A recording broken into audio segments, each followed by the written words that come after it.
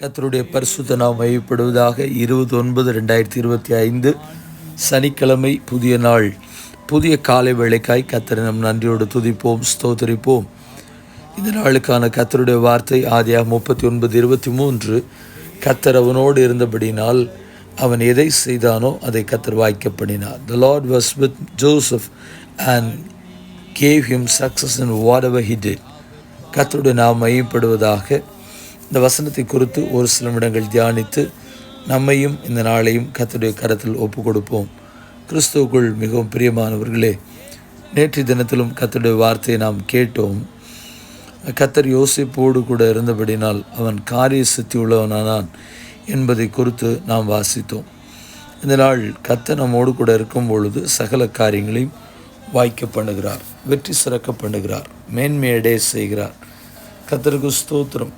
கிறிஸ்துவுக்குள் மிகவும் பிரியமானவர்களே, யாருடைய காரியங்கள் வாய்க்கும், யாருக்கு கர்த்தர் வாய்க்க பண்ணுவார் என்று வேதத்தில் வாசிக்கும் பொழுது சங்கீதம் 1:3 வசனங்கள், துன்மார்க்கருடைய ஆலோசனை நடவாமலும், பாவிகளுடைய வழியில் நில்லாமலும், பரியாசக்காரர் உட்காரும் இடத்தில் உட்காராமலும், கர்த்தருடைய வேதத்தில் பிரியமாயிருந்து இரவும் பகலுடைய வேதத்தில் தியானமாயிருக்கிற மனுஷன் பாக்கியவான்.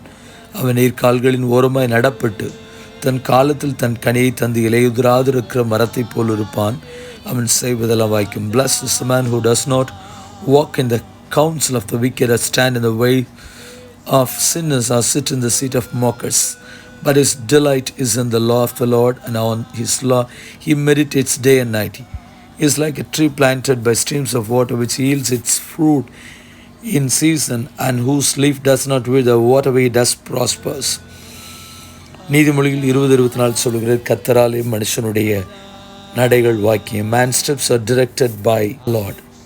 53:10 சொல்கிறது, கர்த்தருக்கு சுத்தமானது அவர் கையினாலே வாய்க்கும். The will of the Lord will prosper in his hand. கர்த்தருடைய நாம் மகிமைப்படுவதாக.